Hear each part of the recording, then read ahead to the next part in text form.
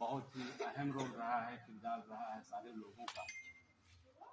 और अब बहुत सारी बातें हैं, लेकिन सबसे ज़रूरी बात ये है, ये जो मौजूदा गवर्नमेंट है, भारतीय जनता पार्टी की जो गवर्नमेंट है, सेंटर में है, उत्तर प्रदेश में है, इन लोगों की जो विचारधारा है, इनकी जो आइडियोलॉजी है, इनकी जो सोच है, ये पूंजीवादी सोच है कि किस तरह से पूंजीपतियों को बढ़ाया जाए, उनको दिन दूनी रात चौगुनी उनकी संपत्ति को बढ़ाया जाए और फिर उनसे ही पैसे लेकर के इलेक्शन को किस तरह से जीता जाए, या यूँ कह लीजिए कि हड़पा जाए। आज की तारीख में डेमोक्रेसी और चुनाव सिर्फ एक फॉर्मेलिटी रही। सारे लोग जब इलेक्शन के रिजल्ट आते, इलेक्शन के पहले हालात बेहतर होते हैं, ऐसा लगता है कि गवर्नमेंट बदलेगी, सरकार बदलेगी और ये जो अत्याचार है ये खत्म होगा। लेकिन जब रिजल्ट आते हैं तो मालूम पड़ता है कि आखिर ये क्या हो गया।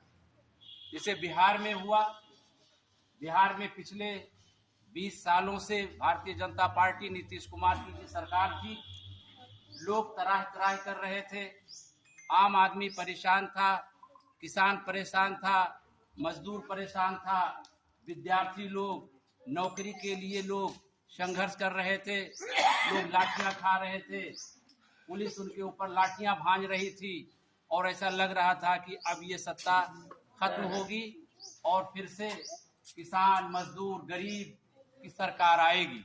लेकिन वो नहीं हुआ। इसी तरह से उत्तर प्रदेश में उसी खेल को खेलने के लिए SIR यहाँ लाया गया है और बड़े जोर शोर से अभी चल रहा है। शायद कि अब 26 दिसंबर उसकी लास्ट तारीख बढ़ा दी गई है। और अब ये सुनने में आ रहा है, सरकारी रिपोर्ट है, मीडिया के थ्रू ये बात आ रही है कि 2,97,00,000 वोटर्स काटे जाएंगे।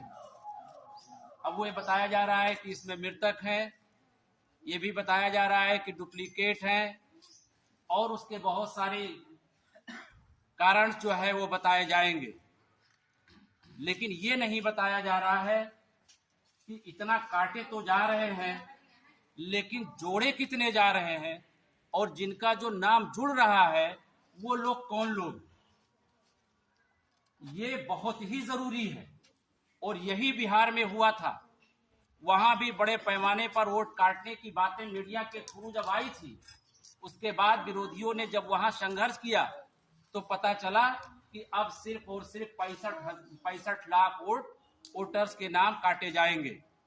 और फिर जो नाम जोड़े गए उनके बारे में आज तक भी इलेक्शन कमीशन ने नहीं बताया कि वो कौन लोग थे और कहां के थे, कैसे थे। उनकी कोई प्रोफाइल इलेक्शन कमीशन ने आज तक बताया नहीं है।